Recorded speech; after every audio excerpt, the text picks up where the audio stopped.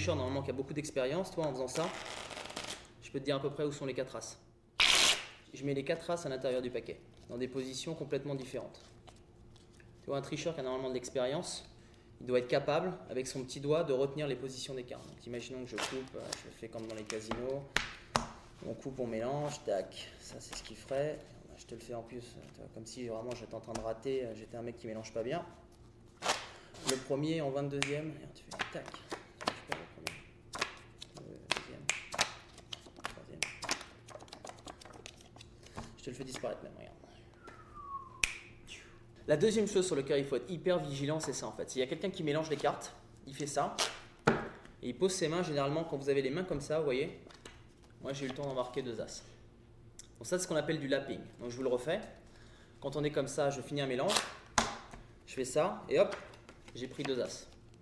Donc là faites attention quand généralement vous voyez quelqu'un qui met ses mains très près de la table, il faut surtout appuyer comme ça veut dire qu'il peut cacher des cartes. Donc ça, faites très attention, soyez vigilants.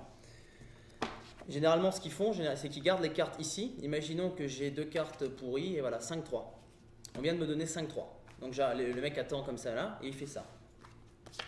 Et il a changé son 5-3 pour une paire d'as. Donc ça, c'est un principe de triche. Et donc, encore une fois, faites très attention.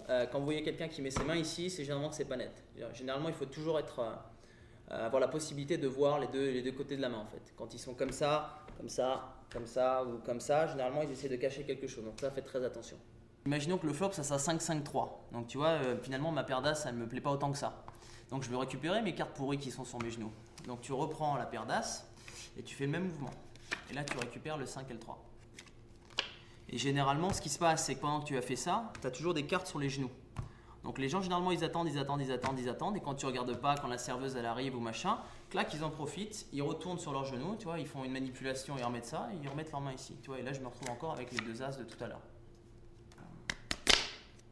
Quand il y a vraiment un magicien qui commence à avoir un certain niveau, ils peuvent faire ce qu'on appelle des palmings quand ils coupent les cartes. Des palmings c'est ça, ils coupent les cartes, et tu vois ils empalment des cartes pendant qu'ils coupent. Ça c'est ce qu'on appelle des palmings. C'est-à-dire que pendant qu'ils font la manipulation de couper, soi-disant avec leur pote à côté, bon, c'est à qui de couper les cartes, tu vois, ils coupent, ah, c'est à toi, ok. Et là, ils embarquent carrément des groupes de cartes. Et comme je te l'ai dit, tu vois, ils attendent comme ça, et quand ils voient des cartes qui les intéressent, ils regardent et ils changent dès que les cartes arrivent sur la table.